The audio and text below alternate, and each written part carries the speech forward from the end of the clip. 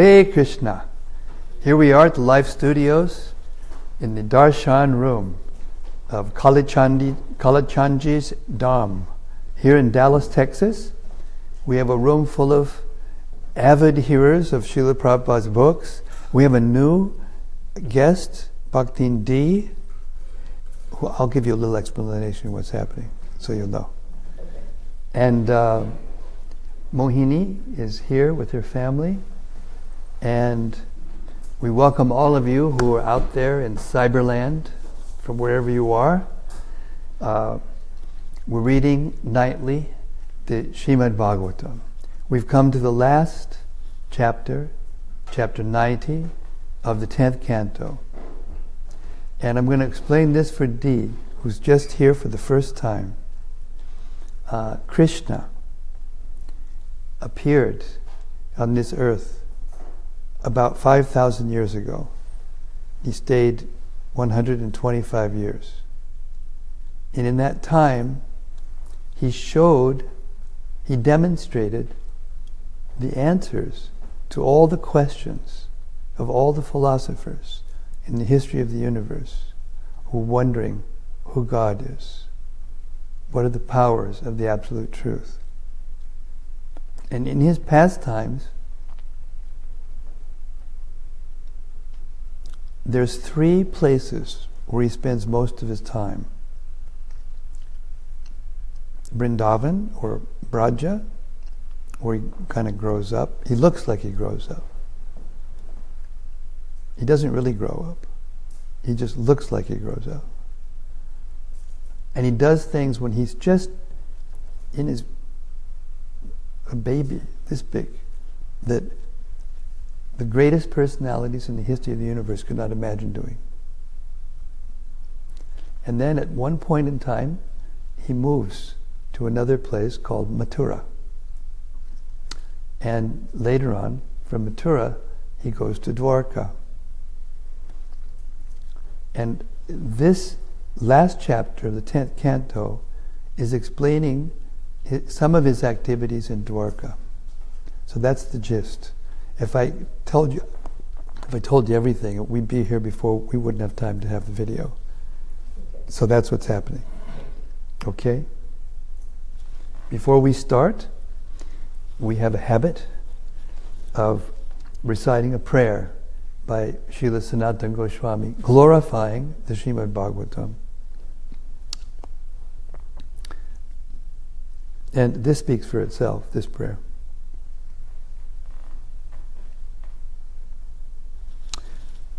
Sarva Shastrabdi Piyusha Sarva Vedaika Satpala Sarva Siddhanta Ratnaja Sarva Lokaika Drik Prada. O nectar from the ocean of all scriptures, singular fruit of all the Vedas, rich mine of the precious gems of all conclusive truths, you are the only giver of light to all the worlds. Sarva Bhagavata Prana Srimad Bhagavata Prabho Kalidwandotita Ditya Sri Krishna Parivartita. O life air of all the Supreme Lord's devotees, O Master Srimad Bhagavatam, you are the sun risen in the darkness of Kali. You are the exact image of Sri Krishna. Paramananda Pataya Prema Varshakshadayate Sarvadasa Vasevyaya Shri Krishnaya Namostume. I bow down to you, who are supremely blissful to read. Your every syllable pours down a flood of prema. You can always be served by everyone. You are Sri Krishna himself. Madeka Bando Matsangin Madguro Man Mahadana Mannistadaga Madbhagya Madananda Namostute. My only friend, my constant companion, my spiritual master, my great wealth, my savior, my good fortune, my source of ecstasy, I bow down to you. Asadu saduta dayin atinit chochatakada hanamun chagadachin mam premnarit kantayospura. O bestower of saintliness to the unsaintly, O exalter of the most fallen, please never leave me. Always appear in my heart and my voice with pure love. Om Namo Bhagavate Vasudevaya.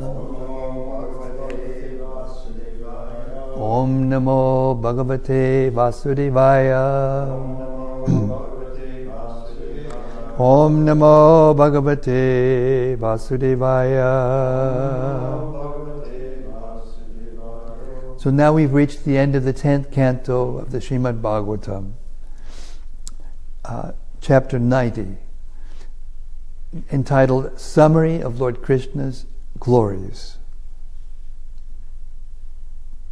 Text 1 through 7. Shukadeva Goswami said, the master of the goddess of fortune resided happily in his capital city, Dwarka, which was endowed with all opulences and populated by the most eminent Vrishnis and their gorgeously dressed wives. When these beautiful women in the bloom of youth would play on the city's rooftops with balls and other toys, they shone like flashing lightning. The main streets of the city were always crowded with intoxicated elephants, exuding mada, and also with cavalry, richly adorned infantrymen, and soldiers riding chariots brilliantly decorated with gold. Gracing the city were many gardens and parks with rows of flowering trees where bees and birds would gather, filling all directions with their songs. Lord Krishna was the sole beloved of his 16,000 wives. He knows what he's doing. Expanding himself into that many forms. He enjoyed with each of his queens in her own richly furnished residence. On the grounds of these palaces were clear ponds, fragrant with the pollen of blooming utpala, kalahara, kumuda, and amboja lotuses, and filled with flocks of cooing birds. The Almighty Lord would enter those ponds, and also various rivers, and enjoy sporting in the water while his wives embraced him, leaving the red kumkum from their breasts smeared on his body. Purport. One rule of poetic composition practiced by Vaishnava authors is marudena samapayet. A literary work should conclude in the mood of special sweetness. Srila Shukadeva Goswami, the most tasteful narrator of transcendental topics, has accordingly included in this last chapter of the 10th canto of Srimad-Bhagavatam a description of Lord Krishna's water sports in the attractive setting of Dwarka, followed by the rapturous prayers of the Lord's queens. Text 8 and 9. As Gandharvas joyfully sang his praises to the accompaniment of Mridanga, Panava, and Anaka drums, and as professional reciters, known as Sutas, Magadas, and Bandis, played venas and recited poems praising him, Lord Krishna would play with his wives in the water. Laughing, the queens would squirt water at him with syringes, and he would squirt them back. Thus Krishna would sport with his queens in the same way that the Lord of the Yakshas sports with the Yakshi nymphs. Text 10. Under the drenched clothing of the queens, their thighs and breasts would become visible. The flowers, tied in their large braids, would scatter as they sprayed water on their consort, and on the plea of trying to take away his syringe, they would embrace him. By his touch, their lusting feelings would increase, causing their faces to beam with smiles. Thus Lord Krishna's queens shone with resplendent beauty. Text 11. Lord Krishna's flower garland would become smeared with kumkum from their breasts, and his abundant locks of hair would become disheveled as a result of his absorption in the game. As the Lord repeatedly sprayed his young consorts, and they sprayed him in return, he enjoyed himself like the king of elephants, enjoying in the company of his bevy of she-elephants.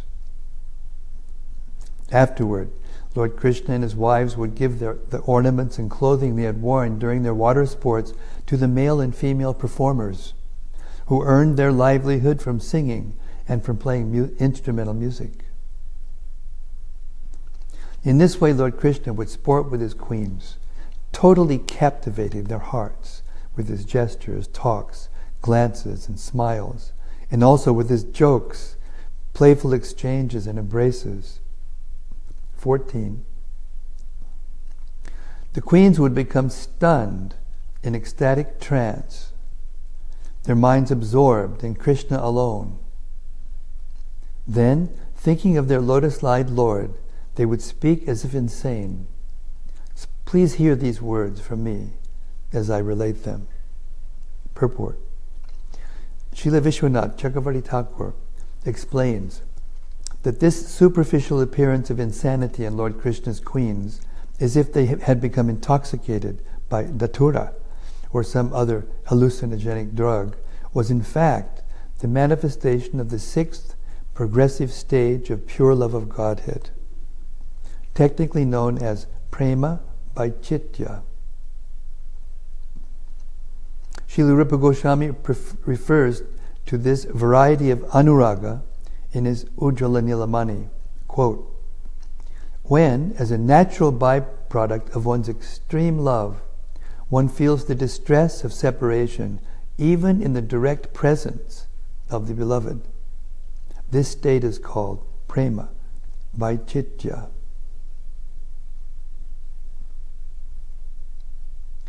The queen said, O Kurari bird, you are lamenting. Now it is night, and somewhere in this world the Supreme Lord is asleep in a hidden place. But you are wide awake, O friend, unable to fall asleep. Is it that like us, you have had your heart pierced to the core by the lotus-eyed Lord's munificent, playful, smiling glances? Purport. Srila Vishwanath Chakravarti explains that the transcendental madness, unmada, of the queens filled them with such ecstasy that they saw their own mood reflected in everyone and everything else. Here they point out to the Kurari bird, who they take to be sorrowing over separation from Lord Krishna, whom they take to be, that if the Lord actually had any concern for her or themselves, he would not be sleeping comfortably at that moment. They warn the Kurari not to expect Krishna to hear her lamentation and show some mercy. In case the Kurari might think that Krishna is sleeping with his queens, they deny this by saying that he is Gupta Bodha. His whereabouts are unknown to them. He is out in the world somewhere this night, but they have no idea where to go looking for him. Ah, dear bird, they cry, even though you are a simple creature, your heart has been deeply pierced, just like ours. You must have had some contact then with our Krishna. What keeps you from giving up your hopeless attachment to him? 16. Poor Chakravaki, or is it that, as with us, Mukunda has taken your insignias and you are hopeless of retrieving them? Purport. Srila Sridhar Swami states that Lord Krishna's queens here confuse the sea surrounding Dwarka with the celestial ocean of milk from which Lakshmi and the Kaustuba gem arose long ago. These were taken, aparita, by Lord Vishnu, and they now reside on his chest. The queens presume that the ocean is anxious to see once again the mark of Lakshmi's residence in the Kaustuba jewel on the Lord's chest, and they express their sympathy by saying that they also want to see these marks. But the queens desire even more to see the kumkum marks on the Lord's chest, which he took from their breast when they last embraced him. 18. My dear moon, having contracted a severe case of tuberculosis, you have become so emaciated that you fail to dispel the darkness with your rays. Or is it that you appear dumbstruck because, like us, you cannot remember the encouraging promises Mukunda once made to you? O Malayan breeze, what have we done to displease you, so that you stir up lust in our hearts, which have already been shattered by Govinda's sidelong glances? O revered cloud, you are indeed very dear to the chief of the Yadavas, who bears the mark of Srivats. Like us, you are bound to him by love and are meditating upon him. Your heart is distraught with great eagerness, as our hearts are, and as you remember him again and again, you shed a torrent of tears. Association with Krishna brings such misery. For those who are here that haven't heard something like this before, these are actually ecstatic symptoms of love of God. And although externally they appear to be suffering, internally they're tasting the highest possible ecstatic love. And they're in total bliss. Purport. The Acharyas explain this verse as follows. The cloud acts as the friend of Lord Krishna by shielding him from the scorching rays of the sun, and certainly such an earnest well-wisher of the Lord must constantly meditate on him with concern for his welfare. Although the cloud shares the Lord's blue complexion, it is Lord Krishna's distinctive features, such as his Srivats mark, that especially attract him to this meditation. But what is the result? Simply unhappiness. The cloud is depressed and thus constantly sheds tears on the pretext of raining. So, the queens advise him, it would be better for you not to take much interest in Krishna. 21. O sweet-throated cuckoo, in a voice that could revive the dead, you are vibrating the same sounds we once heard from our beloved, the most pleasing of speakers. Please tell me what I can do today to please you. Purport. As Srila Vishwanath Chakravarti explains, though the song of a cuckoo is very pleasant, Lord Krishna's wives perceive it as painful because it reminds them of their beloved Krishna and exacerbates their pain of separation. O magnanimous mountain, you neither move nor speak. You must be pondering some matter of great importance. Or do you, like us, desire to hold on your breast the feet of Vasudeva's darling son? Purport. Here the word stanai on your breast refers to the mountain's peaks. 23. O rivers, wives of the ocean, your pools have now dried up. Alas, you have shriveled to nothing, and your wealth of lotuses has vanished. Are you then like us, who are withering away because of not receiving the affectionate glance of our dear husband, the Lord of Madhu, who has cheated our hearts? Purport. During the summer, the rivers do not receive downpours of water provided by their husband, the ocean, via the clouds. But the real reason for the river's emaciation, as the queens see it, is that they have failed to obtain the loving glance of Lord Krishna, the reservoir of all happiness. 24. Welcome, swan. Please sit here and drink some milk. Give us some news of the descendant of Shura, dear one.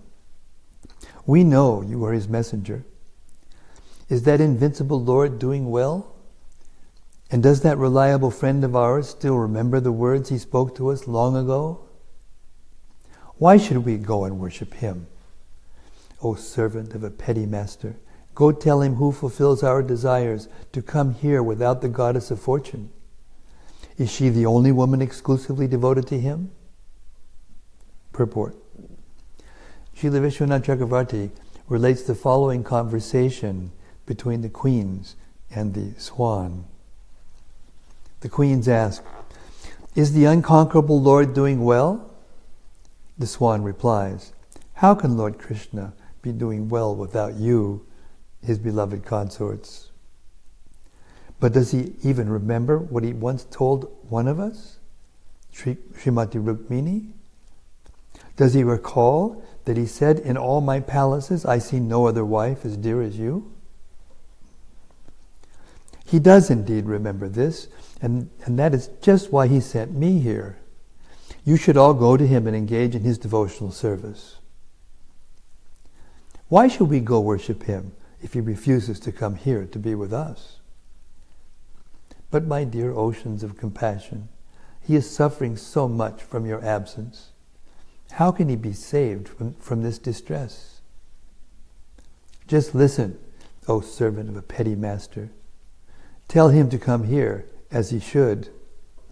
If he is suffering from lusty desires, he has only himself to blame, since he himself is the creator of Cupid's power. We self-respecting ladies are not going to yield to his demand that we go seek him out. So be it. Then I will take my leave. No, 1 minute, dear swan. Ask him to come to us here, but without the goddess of fortune, who always cheats us by keeping him all to herself. Don't you know that Goddess Lakshmi is devoted exclusively to the Lord? How could he give her up like that? And she is the only woman in the world who was completely sold out to him. And she is the only woman in the world who is completely sold out to him? What about us? 25. Shukadeva Goswami said, by thus speaking and acting with such ecstatic love for Krishna, the master of all masters, mystic yoga, his loving wives attained the ultimate goal of life. Purport. According to Acharya Sri Jiva Goswami, here Shukadeva Goswami uses the present tense of the word kriyamanena to indicate that the Lord's queens attained his eternal abode immediately, without delay. By this insight, the Acharya helps refute the false notion that after Lord Krishna's departure from this world, some primitive cowherds kidnapped his queens while they were under the protection of Arjuna.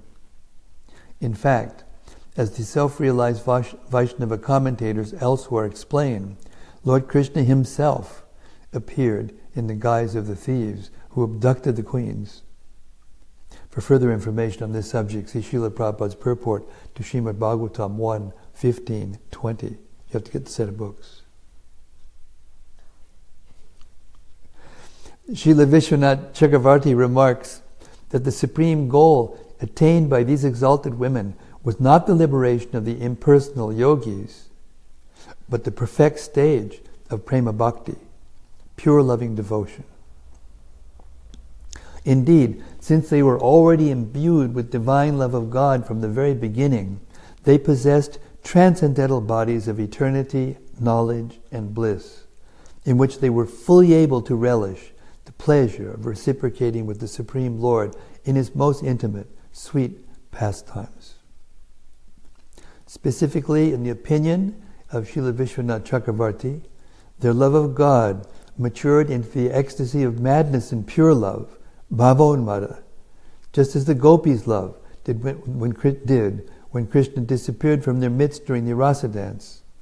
At that time, the gopis experienced the full development of ecstatic madness, which they expressed in their inquiries from the various creatures of the forest, and in such words as, "I am Krishna, just see how gracefully I move." Similarly, the vilasa, or flourishing transformation of the ecstatic love of Lord Dwarkadisha's principal queens, has produced the prema vaichitya symptoms that they have exhibited here. Now, you may have to go and pick up your husband, so I'm going to explain something to you, because this is really deep stuff. Krishna, he's the supreme person, supreme being. And in the Bible, it says that man is created in the image of God. That means that God's original form is human-like. It's not human, but it's human-like. And in that human-like form, all of the different tastes of relationships are present. We have 5 relationships in this world that we have with other human beings. Neutral, like the person that you see every day as you go by, buy a paper from something, or get something to drink before you go to work, or something like that. Every day the same. Hi, Joe. There's a relationship, and you get to feel some affection, but there's nothing more than neutral. Then there's servitude. You go over and you purchase something, you get something, there's an exchange, but it's based on service of one kind or another. And then there's friendship, right? And friendship means, you get friendly, hey, why don't you come over for dinner? Okay, yeah, let's go for a movie. Oh, let's do this, let's do that together. That's the mood of friendship. It changes. Same person has all these different relationships with different people. And then there's parenthood. Say they're boy and girl, and they get together and get married and have kids, and then they're before maybe, who knows, right? And then there's conjugal love. That means husband and wife. And we were hearing tonight about Krishna and his queens, but he's supreme. He doesn't have any lust. His exchange of love with his queens are out of pure love for them, and their love for him is out of pure love for him. There's no thought or no desire for personal sense gratification. This is a love that is so pure that it's hard for us to get our arms around it from this position that we're in now, in the material world, with the material body that's full of all those kinds of things. But these pastimes of Krishna are so wonderful. Those 5 relationships are the original relationships in the spiritual world. And here, they're just reflected into the material world. And we're having those same relationships, but the emotions that we have with those persons are, number 1, temporary, and number 2, full of different forms of suffering and joy and all these things. But here in the spiritual world, Krishna has these relationships with his eternal devotees, and we're meant to go there. We're meant to go there and have relationship with Krishna in one of these 5 different ways. Actually, in the heart, each one of us souls have that relationship, and now it's covered. It's covered by the material body. It's covered by the mind that we dream in at night. Therefore, we can't taste that real love, but we can taste a reflection of it. Therefore, we're always trying to get it. Love, love, love. So many songs, the best songs, the most favorite songs, whether they be in Hindi, in India, or they be in the West, in English or any other language. That's what's always they're talking about. Now they rap about it. whatever it is. So all that is coming originally from the source, Krishna. So filling in some details. Thank you. You're welcome. I thought so. That's why I wanted to give you a little orientation. Yeah. Well, I hope we see. Yeah, I hope we see you again. Thanks very much. Thanks for staying. Thank you. Okay.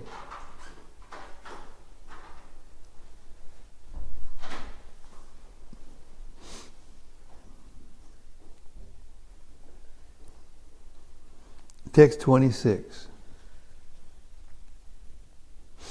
The Lord, whom countless songs glorify in countless ways, forcibly attracts the minds of all women who simply hear about him.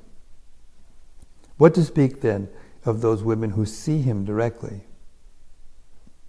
27. And how could one possibly describe the great austerities that have been performed by the women who perfectly served him, the spiritual master of the universe, in pure, ecstatic love? Thinking of him as their husband, they rendered such intimate services as massaging his feet. Thus, observing the principles of duty enunciated in the Vedas, Lord Krishna, the goal of the saintly devotees, repeatedly demonstrated how one can achieve at home the objectives of religiosity, economic development, and regulated sense gratification. 29. While fulfilling the highest standards of religious householder life, Lord Krishna maintained more than 16,100 wives. Among these jewel-like women were 8 principal queens, headed by Rukmini. I have already described them one after another, O king, along with their sons. The Supreme Lord, Sri Krishna, whose endeavor never fails, begot 10 sons and each of his many wives. Purport. The total number of Lord Krishna's sons was thus 161,080. And he also had a daughter by each wife. Among these sons, all possessing unlimited valor, 18 were Maharatas of great renown. Now hear their names from me. They were Pradyumna, Aniruddha, Diptiman, Bhanu, Samba, Madhu, Briyadbhanu, Chitrabhanu, Brika, Aruna, Pushkara, Vedabahu, Shrudadev, Sunandana, Chitrabahu, Virupa, Kavi, and Nyagrodha. Purport. In the opinion of Srila Vishwanath Chakravarti, the Aniruddha mentioned here is Lord Krishna's son, not the well-known grandson through Pradyumna. Interesting. I didn't remember that. Text 35. O best of kings, of these 3 sons begotten by Lord Krishna, the enemy of Madhu, the most prominent was Rukmini's son, Pradyumna. He was just like his father. The great warrior Pradyumna married Rukmini's daughter, Rukmavati, who gave birth to Aniruddha. He was as strong as 10,000 elephants. Rukmini's daughter's son, Aniruddha, married Rukmini's son's daughter, Rochana. From her was born Vajra, who would remain among the few survivors of the Yadu's battle with clubs. From Vajra came Pratibahu, whose son was Subahu. Subahu's son was Shantasena, from whom Shatasena was born. No one born in this family was poor in wealth or progeny, short-lived, weak, or neglectful of Brahminical culture. Text 40. The Yadu dynasty produced innumerable great men of famous deeds. Even in tens of thousands of years, O king, one could never count them all. 41. I have heard from authoritative sources that the Yadu family employed 38,800,000 teachers just to educate their children. Text 42. Who can count all the great Yadavas, when among them Ugrasena alone was accompanied by an entourage of, you're sitting down, right? 30 trillion attendants. Purport. Gopi Paranadanda Prabhu once calculated the number of square feet there are on the earth if you were to pave over all the oceans and it was one big ball of concrete and then made them square feet, and they were a little bit around the same number. Of course, in the spiritual world, space is different.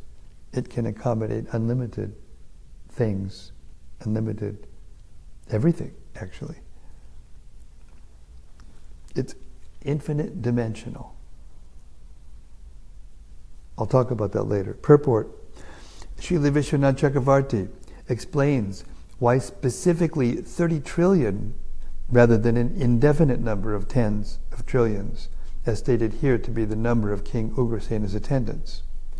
He does so by citing the interpretational rule of Kapinjala Dikarana, the logic of referring to pigeons. Somewhere in the Vedas it is found the injunction that one should sacrifice some pigeons. This plural number should be taken to mean not an indiscriminate number of pigeons, but precisely 3 of them, since the Vedas never leave any matter vague. The rules of Mimamsa interpretation take 3 as the default number when no specific number is given. Little lesson in Kavya there. Poetic rules. Text 43. The savage descendants of Diti, who had been killed in past ages in battles between the demigods and demons, took birth among human beings and arrogantly, very important verse, because this describes how it was that when Vishnu gave the instruction to Brahma that all the demigods should take birth in the Yadavas and the Vrishnis and the other Andakas and the other dynasties around Krishna, the demons got wind of it, and the same demons that fight it out with the demigods in the celestial realm, ordinary. They're actually personalities who came from the planets of the greatest demoniac persons onto the earth, and the Battle of Kurukshetra was all about that. And the demons that Krishna killed all throughout his life were all about that. Because we know from the Gita that the soul is never killed. So these personalities, they know that, and they come to sport and try to enforce their will on each other. So here it's described, the savage descendants of Diti, who are the demoniac part of the population of the universe. At least she was the source of them. Who had been killed in past ages in battles between the demigods and demons, took birth among human beings and arrogantly harassed the general populace. And this is what happens. Krishna, or Krishna's great devotee, Jesus Christ, for instance, Buddha, another one, he couldn't tolerate the animal killing, and he just came, preached a process and a teaching that rejected the Vedic sacrifices, and the Brahmins lost their authority, and practically Buddhism took over India for quite some time. And later Shankaracharya came, of course, and taught covered Buddhism, which was attractive to those who had taken to Buddhism, but whose in their subtle bodies they were still attracted to the Vedas. Because Buddha had to spoil the faith in the Vedas in order to accomplish this task, to stop the animal killing. In the name of sacrifice, because the Brahmins were killing animals indiscriminately without compunction, and then, selling the meat, making a lot of money. It was completely degraded. Just like when Christ came the Pharisees in the temples of Jerusalem, they were money changing, they were also sacrificially, ritualistically sacrificing animals, making money, then exchanging the money, and it had turned into a business, and a dirty business at that. So this is Krishna's. He feels it to be his duty, but it's his mission in the world. When the demons become so prominent that even ordinary people can't perform their ordinary duties, and especially their spiritual duties, their religious duties, then Krishna comes and he adjusts the situation. So that's what's going on. That's what Krishna did. So to subdue these demons, Lord Hari told the demigods to descend into the dynasty of Yadu. They comprised 101 clans, O king. Because Lord Krishna is the Supreme Personality of Godhead, the Yadavas accepted him as their ultimate authority. And among them, all those who were his intimate associates especially flourished. The Vrishnis were so absorbed in Krishna consciousness that they forgot their own bodies while sleeping, sitting, walking, conversing, playing, bathing, and so on. The heavenly Ganges is a holy place of pilgrimage because her waters wash Lord Krishna's feet. But when the Lord descended among the Yadus, his glories eclipsed the Ganges as a holy place. Both those who hated Krishna and those who loved him attained eternal forms like his in the spiritual world. The unattainable and supremely self-satisfied goddess of fortune, for the sake of whose favor everyone else struggles, belongs to him alone. His name destroys all inauspiciousness when heard or chanted. He alone has set forth the principles of the various disciplic successions of sages. What wonder it is that he, whose personal weapon is the wheel of time, relieved the burden of the earth. Purport. From beginning to end, the 10th canto of Srimad-Bhagavatam has been exclusively dedicated to reciting the pastimes of Lord Krishna in Vrindavan, Mathura, and Dwarka. As Srila Vishwanath Chakravarti points out, this verse sums up the 10th canto by mentioning 5 special glories of Sri Krishna that even his expansions, plenary portions, and incarnations do not display. First, Lord Krishna's reputation eclipsed that of the holy Ganges when he descended into the Yadu dynasty. Previous to this, Mother Ganges was the most sacred of all tirthas, being the water that had bathed Lord Vamanadev's lotus feet. Another river, the Jamuna, became even greater than the Ganges by contacting the dust from Sri Krishna's feet in the districts of Vraja and Mathura. Quote, "The renowned Yamuna in my domain of Mathura is hundreds of times greater than the Ganges. About this there can be no dispute, O goddess." Second, Lord Krishna gave liberation not only to his surrendered devotees, but also to those who considered themselves his enemies. Devotees like the cowherd girls of Braj and others attained his personal association by entering into his eternal pleasure pastimes in the spiritual world, while inimical demons killed by him attained the Sayuja Mukti of merging into his divine form. When he was present on this earth, Lord Krishna's compassion extended to his family, friends, and servants. Great authorities like Lord Brahma have mentioned this fact. Quote, "My Lord, you have already given yourself to Putana and her family members simply because she dressed herself as a devotee." Third,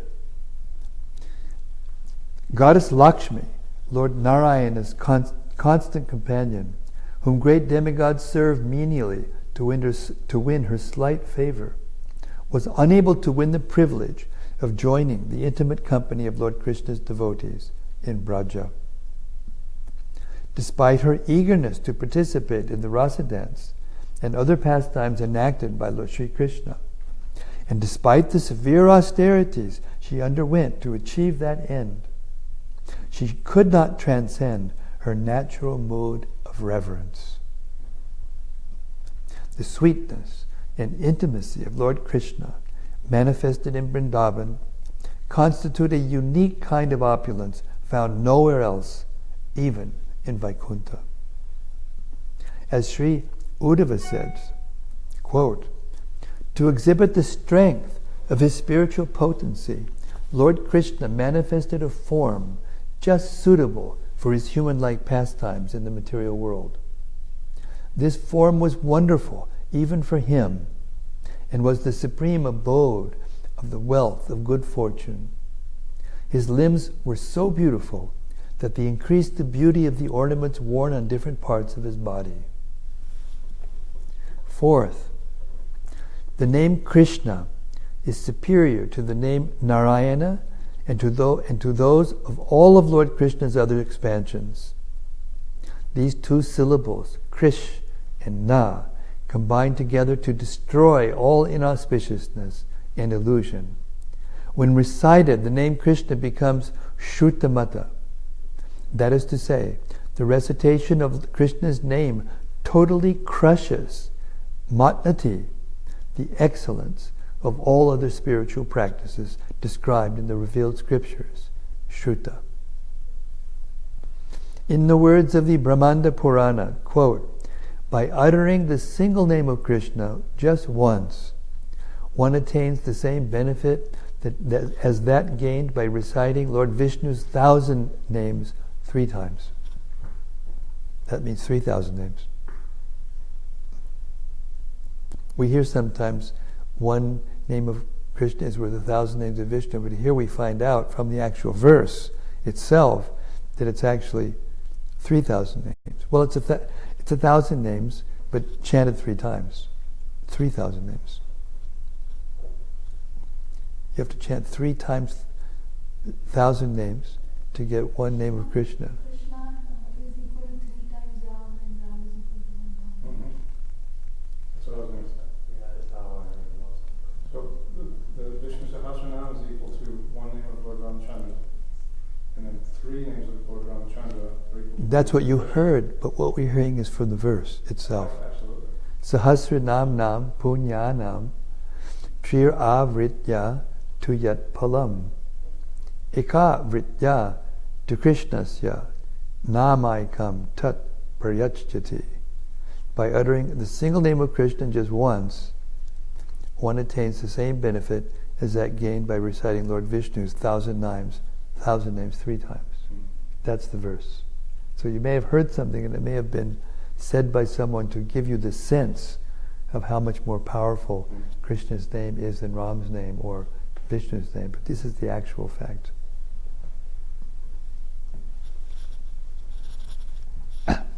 Fifth, Lord Krishna solidly reinstated Dharma, the bull of religion, on his 4 legs of compassion, austerity, cleanliness, and truth.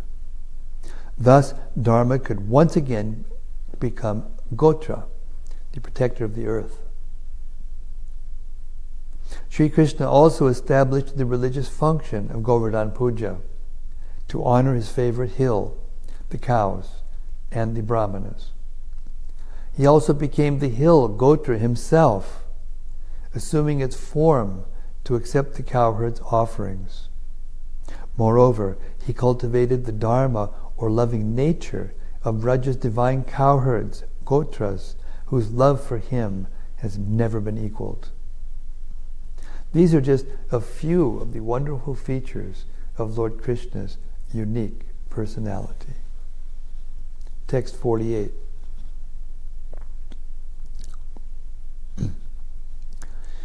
Lord Sri Krishna is he who is known as Jananivas, the ultimate resort of all living entities, and who is also known as Devakinandana, or Yashodanandana, the son of Devaki, Yashoda. He is the guide of the Yadu dynasty, and with all his mighty arms, he kills everything inauspicious, as well as every man who is impious. By his presence, he destroys all things inauspicious for all living entities, moving and inert. His blissful smiling face always increases the lusty desires of the gopis of Vrindavan. May he be all glorious and happy. Purport. The translation and word meanings for this verse are taken from Srila Prabhupada's English rendering of Sri Chaitanya Charitamrita Madhya 1379. According to Srila Vishwanath Chakrabarti, Srila Shukadeva Goswami has composed this beautiful verse to console those who lament the fact that Lord Krishna did not continue to manifest his intimate pastimes down to the present time. Here Sri Shukadeva reminds his listeners that the Lord is eternally present in this world, in his holy abode, his name and the recitation of his glories. This idea is expressed by the word Jayati, he is victorious, which is in the present tense rather than the past. Srila Prabhupada explains this verse as follows in Krishna. Srila Shukadeva Goswami thus concludes his description of the super exalted position of Lord Krishna by glorifying him in the following way. O Lord Krishna, all glory is unto you. You are present in everyone's heart as Paramatma. Therefore you are known as Jananivas, one who lives in everyone's heart. As confirmed in the Bhagavad Gita, Ishwarat Sarvabhutanam Riddhisher Junatishtati. The Supreme Lord, in his Paramatma feature, lives within everyone's heart. This does not mean, however, that Krishna has no separate existence as the Supreme Personality of Godhead.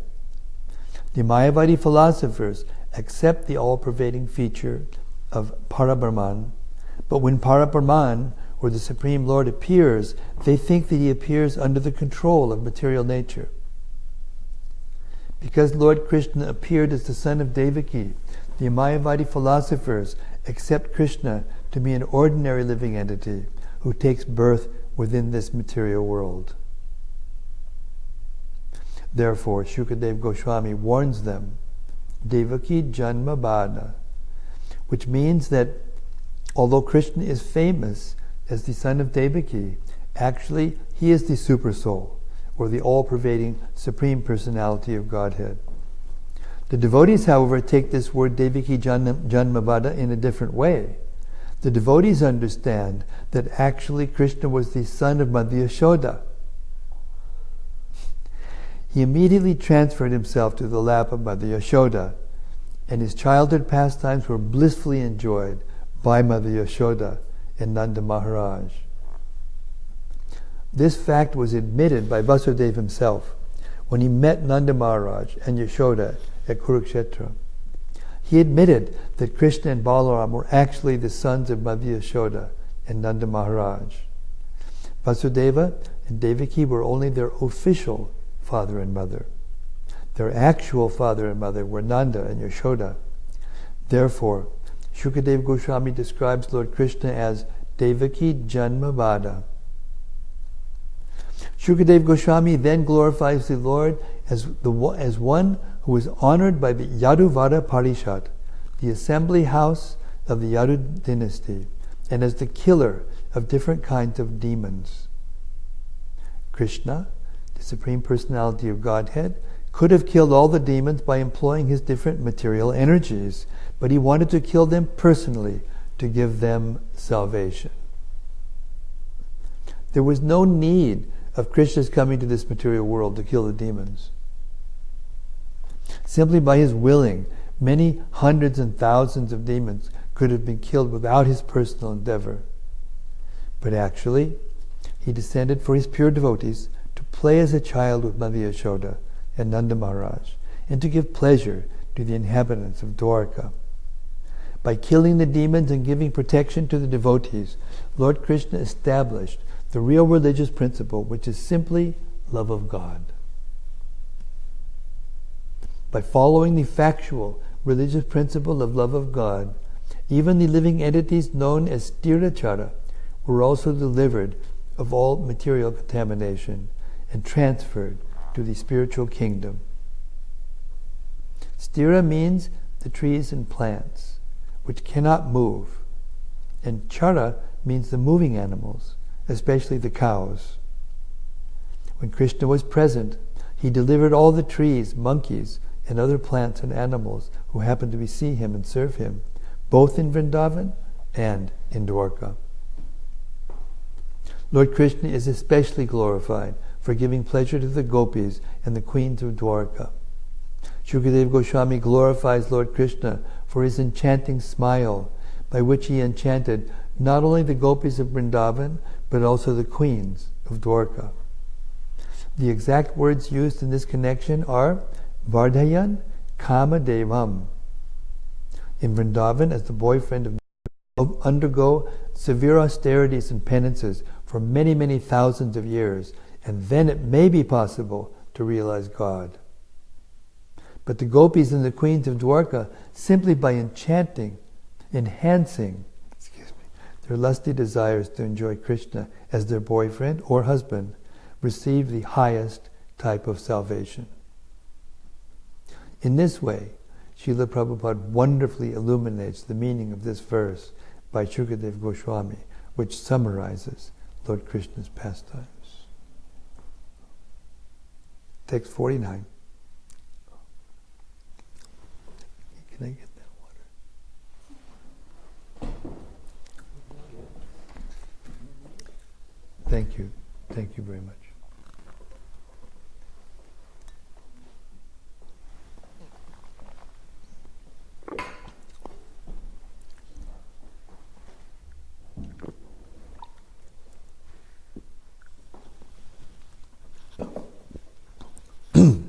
Okay. Text 49. To protect the principles of devotional service to himself, Lord Krishna, the best of the Yadus, accepted the pastime forms that have been glorified here in the Srimad-Bhagavatam. One who desires to faithfully serve his lotus feet should hear of the activities he performs in each of these incarnations, activities that suitably imitate those of the forms he assumes. Hearing narrations of these pastimes destroys the reactions to fruitive work. And text 50. By regularly hearing, chanting, and meditating on the beautiful topics of Lord Mukunda, with ever-increasing sincerity, a mortal being will attain the divine kingdom of the Lord, where the inviolable power of death holds no sway. For this purpose, many persons, including great kings, abandoned their mundane homes and took to the forest. Purport. For the Srimad-Bhagavatam's 10th canto, this verse is the Palashruti, the promise of success given to one who hears it. The process of devotional service given to one who, the process of devotional service begins with hearing topics about the Supreme Lord. When one has heard these topics properly, he can then proceed to chant them for others' benefit and reflect on their significance. This leads to faithful adherence to the principles of devotional service, which culminates in absolute faith in Lord Krishna. Such perfect faith gives one the right to enter the Lord's intimate service and in due course of time return to one's eternal spiritual life in one of the Lord's personal domains. Humbly offering his comments on the 10th canto at the lotus feet of his worshipable Lord, Srila Vishwanath Chakravarti prays, Mad Gavir Apigo Bala Swi Kuryat Kripaya Yadi Tatai Vasang Prayak Pitwa Visheshush Tat Priyajanaha. If Lord Gopal mercifully accepts the cows of my words, then his dear devotees may enjoy the pleasure of drinking their milk. The nectar produced by hearing them. Hare Krishna. This is the mission statement. This is like my mission statement. I'm going to make if I have to write down my mission statement, this is it right here. I'll read it again. If Lord Gopal mercifully accepts the cows of my words, then his dear devotees may enjoy the pleasure of drinking their milk, the nectar produced by hearing them. Thus end the purports of the humble servants of His Divine Grace, A.C. Bhaktivedanta Swami Prabhupada, to the 10th canto, 90th chapter of the Srimad-Bhagavatam, entitled Summary of Lord Krishna's Glories. The 10th canto of Srimad-Bhagavatam was completed on December 27th, 1988, the anniversary of Srila Bhaktisiddhanta Saraswati Thakur's disappearance. End of the 10th canto. We did it again. Haribo! We did it again, folks. So,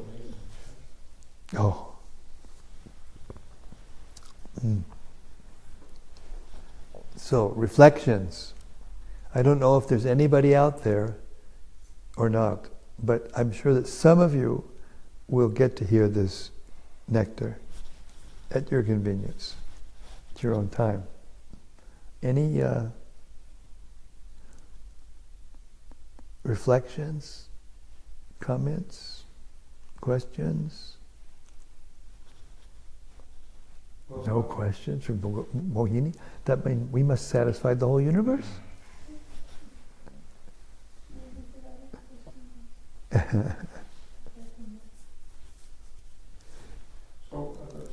Krishna Chaitanya is going to ask a question. Listen up. Who was the queen? Who was the queen? Talking to the bird in the beginning. That was talking to the bird. Was that different queens, or was that one queen? Do we assume Different queens. Different queens. Okay. It was like, oh, wait a second. No, that's not right. Just a second. I'm trying to recall. If my memory serves me right, I'm not 100% sure of this, but if my memory serves me right, the prayers before the swan were the different queens, and the prayers to the swan was Rukmini. Okay.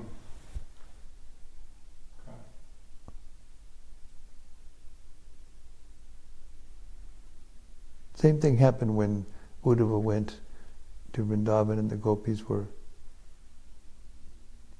different gopis were offering prayers to Krishna, saying things about Krishna.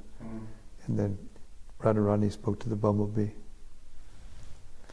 There's one commentary, I can't remember who made the comment, but there's one of our acharyas that says, probably this was Krishna. Turned himself into a bee because he wanted to see Radharani in that state.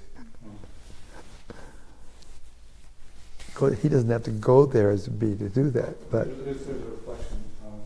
reflection by Krishna Chaitanya, let's hear it. Because, how to use my power of speech. Exactly, and your So, intelligence. When people are very intoxicated, When people are very intoxicated, they tend to project their state of mind they tend to project their state of mind onto everything else. onto everything else and everyone else. Correct. So Now it's there's- interesting how in the madness of this ecstasy, that the No. same thing is kind of happening. Now I heard Srila Prabhupada say something about this, that when one becomes intoxicated, we don't know anything about that. Depending on the mode of nature that's prominent in the body, they will act differently. And if one gets intoxicated and is in the mode of goodness, he'll tend to lay down on the floor and reflect on what's going on. And if one's in passion, then he will run around and try to do something, find a partner, whatever. And if one's in ignorance, then they just foolishly, take off their clothes, put a thing on their head and run down the street. Or something like that, some crazy, activity, mad activity.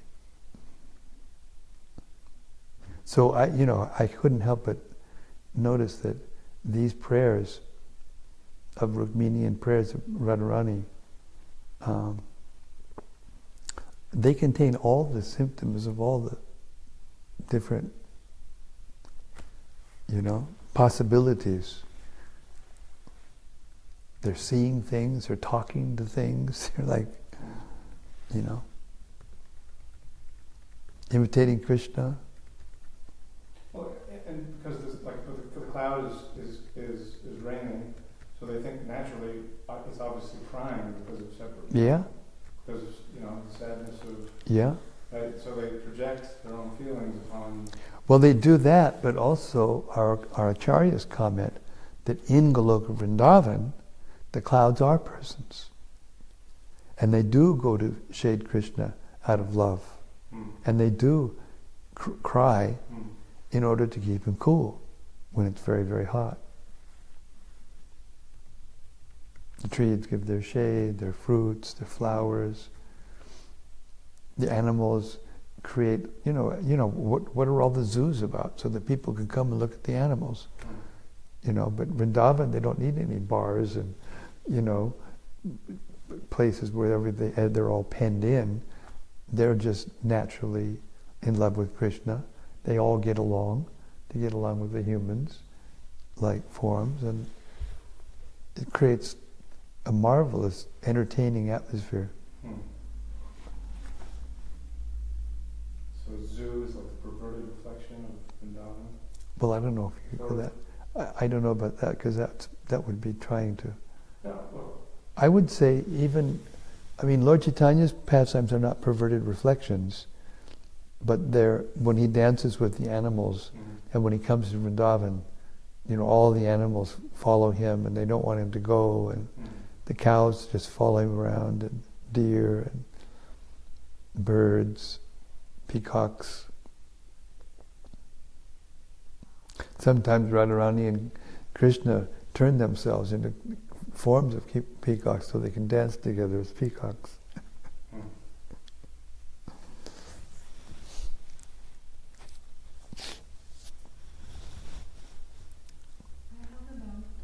Yes. Queens, and Krishna is actually there and they're feeling separation out of ecstasy, or this is after the departure of Krishna? No, that's what this word means. Prema vichitya. It means that one becomes so ecstatic that the person disappears to the vision. Sometimes there's some stimulus that causes it. Like, for instance, Prem Sarovara in Braj, that's in between Govardhan, in between Varshana and Nandagram. There's a place called Prem Sarovar. Radha and Krishna would meet there sometimes. One time they were there, and there's 2 or 3 cowherd boys that can be around when Radha and Krishna are together Not when they're intimate pastimes, but just when they're together. One of them is Madhumangal, the famous funny Brahmana. So Madhumangal was there, and there was a big bee, and Krishna was there, and she was sitting very close to him. And there was a big bumblebee, and he was attracted to the Radharani's breath is so sweet that the bees come and try to get nectar from her mouth. And that, you know how it is when a bee's around you try to get away from it. And Madhusudan wanted to do some service. Madhumanga wanted to do some service, so he got a stick and he chased the bee away, And then he came back, Madhumanga, he's a funny person. Don't worry, I have chased Madhusudana away and he'll never come back. So Madhusudana is a name for Krishna. So when she thought, oh, Krishna's gone, and then that's it. She felt such deep separation that Krishna disappeared from her sight. And then she went into a kind of reverie. Really right there? Right there with her. Okay. Wow. And then, finally she became able to see him again, and they both cried, and their tears formed Prem Sarovara. It's an ecstatic symptom. It's a specific, it's great science. I don't know all of the terms and I have godbrothers who know all these terms. Parthasarthi Maharaj from South Africa. He's actually from England, but he's been in South Africa forever. And he knows all these terms and what they mean and how he's deep. Yeah, he knows a lot. So just to add on and solidify, so when we were hearing the prayers in the beginning. So Krishna Chaitanya solidifying, clarifying the point that when we heard the prayers that we heard in the beginning were actually prayers of the queens when Krishna was still present with them, even though they were feeling. It is the most intense form of separation. So it was like it was nighttime. So we assumed that they were in their bedchamber. No, they were somewhere just after the water pastimes. Okay, so it wasn't necessarily night. Okay. No, it wasn't necessarily night. But they were there with Krishna. But yes. They were starting to feel these ecstasies of separation. Exactly. And one of the things that does that, another stimulus that does that, is the thought of the imminent separation. The pastimes are over now. And Krishna may go somewhere else. Right? They say absence makes the heart grow fonder. Well, this is the pure manifestation of that saying or that tendency. So they think Krishna's going to go, and then they go into ecstasy. They get transformed.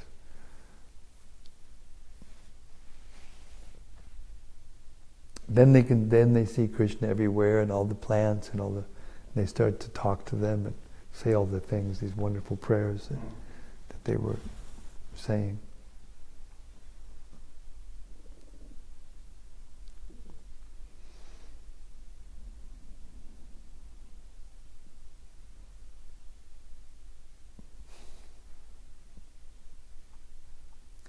Krishna.